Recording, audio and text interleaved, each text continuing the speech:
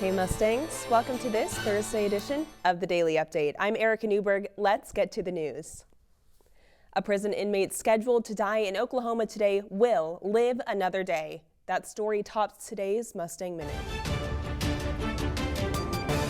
Oklahoma Governor Kevin Stitt has granted clemency to Julius Jones just hours before his scheduled execution. Jones has been on death row after being charged with the murder of Paul Howell in 1999. He has maintained his innocence ever since. The clemency comes after many protests and a recommendation from the Oklahoma Pardons and Parole Board. Jones's sentence is now life in prison without the possibility of parole. It's day 3 of the trial of a suspected serial killer in North Texas. Experts testified that cell phone records pinned suspect Billy Shamirmir's location near the scene of the crime at the time of the killing. He is charged with capital murder for the death of 81-year-old Lou Harris back in 2018. Requests from Shamirmir's defense team to dismiss charges were denied. The defense is expected to rest its case on Thursday without calling any witnesses. The jury in the Kyle Rittenhouse trial is now in its 3rd day of deliberations. During those deliberations, the 5 men and 7 women of the jury have submitted a total of 5 questions to the court. They requested to rewatch the video evidence of the shootings. Rittenhouse faces 5 felony counts and could get life in prison if he's convicted. A popular rapper from Memphis is dead after a shooting Wednesday night. 36-year-old Young Dolph was reportedly buying cookies at a shop in Memphis when someone drove up and shot him. Police do not have a suspect or a motive in the shooting. Memphis leaders are pushing for a citywide curfew in an effort to stop potential violence. Construction on the Owens Art Center has been going on for a while now, but students are excited about what comes next. Most of SMU's arts majors have their classes inside of the Owens Center, but construction is making that a little challenging. As SMU-TV's Shelby Geist explains, the students are making the most out of the situation. Renovations have been underway since late 2019, but there's one major difference. The students are back in the building. One thing I loved about SMU Meadows was how vibrant the community was, especially when you walk into the atrium. There's always people hanging out. When COVID happened, obviously that all stopped, and last year too, especially with it being half virtual, half in person. There still weren't that many people around, but it's been great, particularly this semester, to see kind of everyone back in the same place. For some students, this is their first semester in the Meadows building, even if they've been with SMU for over a year. They're wonderful. I look forward to going to my Tuesday, Thursday social class every day or every week. Being back on campus allows Meadows students to take a more hands-on approach in campus art studios and practice halls.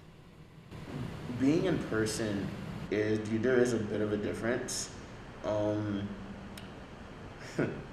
I'd say that with my professors in person, you kind of have there's a more of a different impact. In-person classes are happening as construction continues on the building. This may cause frequent fire alarms, but students are hopeful about the changes that might come eventually. We do not have enough space to actually stage the kind of performances that we like. It's not the right hall. Some faculty members also spoke on changes they'd like to see in the future, but they did not want to risk harming negotiations by appearing on tape. For SMU-TV, I'm Shelby Geist. Some areas in the building are scheduled to be completely renovated by the end of this year, but as for the entire building, they're projecting sometime in 2022. And that's your Mustang Minute. So SMU Service House is a healthy community of all committed to service. Sort of like a safe space for me, a way that I found my family, my friends. a small residential living community with about 30 people. In 2017, we did a really cool survey of everyone in the house. So between the 26 of us, we had 47 different majors, 12 different minors. We had a 3.64 average GPA, which is one of the highest for any campus group. We had 60 different campus involvements and 48 different leadership positions. That's more than 2 a person. People are like-minded and are really smart and so down to earth and so helpful. If you're interested in joining SMU Service House and living here next year, go ahead and email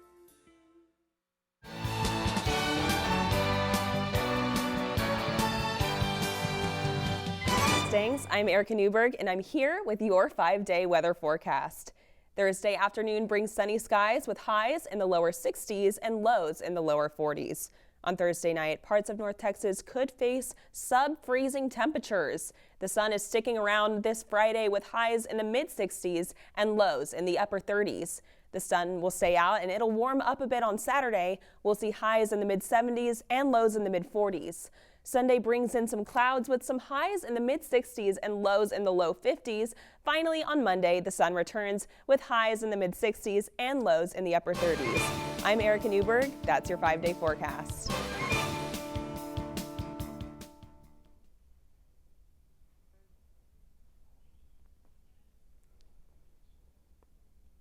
I think it's like meeting new people and like making new relationships that like really change your experience and your perspective on life. Just the friendships and the getting to hang out with other people and getting to go out and socialize. SMU Best Buddies creates lifelong friendships between an SMU student and a student or community member with intellectual or developmental disabilities. The volunteers and their buddies meet on their own time and attend monthly group events. The monthly group events are fun activities such as bowling. SMU Best Buddies is more than just a club and provides students with the opportunity to make a difference. For more information, go to connect.smu.edu.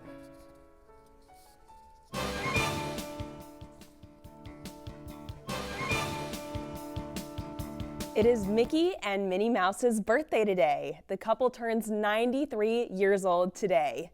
They first came to the big screen with their animated classic, Steamboat Willie, on November 18th in 1928.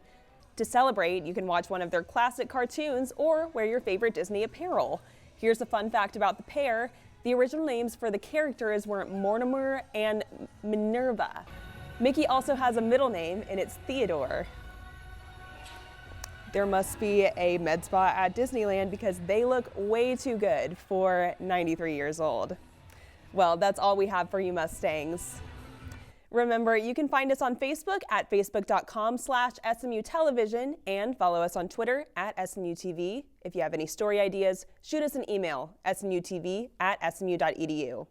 Thanks for watching this Thursday edition of the Daily Update. Tune in next week for more news from the Hilltop. Until then, have a great day and pony up.